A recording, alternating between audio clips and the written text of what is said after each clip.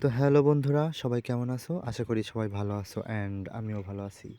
তো আজকের গল্পটি চলুন শুরু করা যাক। ভাতিজার হাতে খড়ি পর্ব 2। তো চলুন দেরি না করে শুরু করা যাক।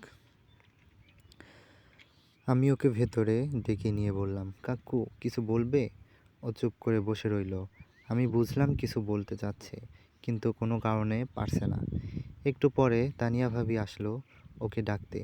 আমি ভাবিকে বললাম আমার কাছেই থাক। ভাবি আর কিছু না বলে চলে গেলেন। একটু পরে ওর জন্য হরলিক্স আর আমার জন্য গরম দুধ দিয়ে গেলেন। বললেন খেয়ে ঘুমিয়ে পড়তে। আমি আর তামিম গ্লাস খালি করে শুয়ে পড়লাম। কিছুক্ষণ পরে তামিমে বললাম, কাকু আমি আর তুমি বন্ধু না? ও বলল হ্যাঁ। আমি বললাম তাহলে আমার সাথে কথা বলতে ভয় পাচ্ছ কেন? তামিম চুপ করে রইল। আমি তামিমকে কাছে টেনে জড়িয়ে ধরলাম। বললাম কি হয়েছে বলো আমায়। কেউ কিছু বলেছে? তামিম কিছুক্ষণ চুপ থেকে বলল না। আমি বললাম তাহলে বলো কি হয়েছে তোমার। তামিম বলল আমার মনে হয় কোনো অসুখ হয়েছে। বলেই থেমে গেল। আমি বললাম কি অসুখ হয়েছে তোমার বলো।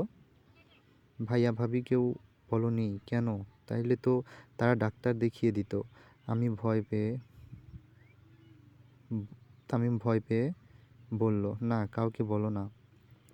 আমি বুঝতে পারছিলাম এমন কিছু হয়েছে যা ওর মাঝে লজ্জা আর ভয় দুটাই জন্ম নিয়েছে। আমি ওকে অভয় দিয়ে বললাম বলো আমায়।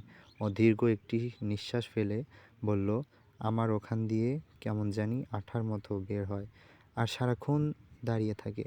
আমি বললাম তোমার প্যানিস দিয়ে? ও লজ্জা পেয়ে বলল হুম। আমি এবার হেসে ফেললাম। তামিম বলল এই জন্যই আমি কাউকে কিছু বলি না। আমি হাসি থামিয়ে বললাম আমার কাক্কুটা বড় হয়ে গেছে, তাই এমন হয়। এটা কোনো অসুখ না। ও বলল তাহলে এমন হয় কেন?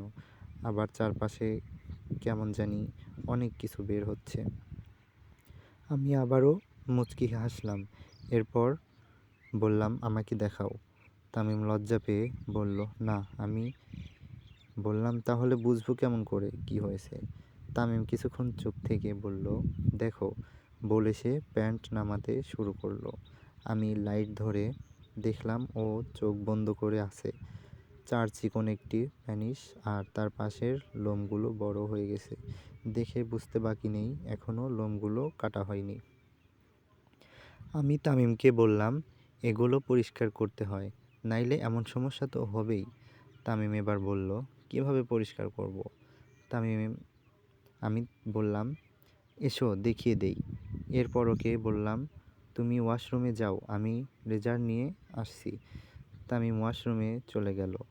আমি ড্রায়ার থেকে রেজারে নতুন ব্লেড লাগিয়ে তামিমকে কাছে গেলাম।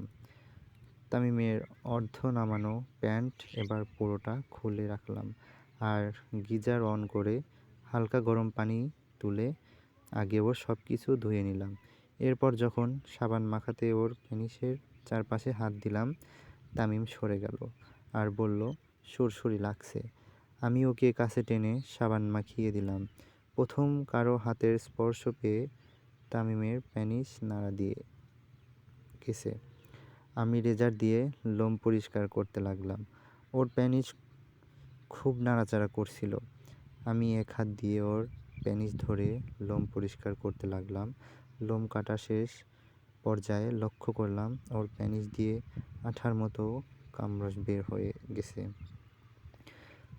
আমি তামিমও কেমন উত্তেজিত হয়ে আছে। আমি ওর সব লোমগুলো পরিষ্কার করে হালকা গরম পানি দিয়ে ধুয়ে ওকে বললাম কাকু তোমার মূলা তো রেগে আছে, হাত মেরে ঠান্ডা করে আসো। তো বন্ধুরা, গল্পটি কেমন লাগলো অবশ্যই জানাবেন এবং ভালো লাগলে তো অবশ্যই লাইক কমেন্ট অ্যান্ড সাবস্ক্রাইব করে দিয়ে যাবেন।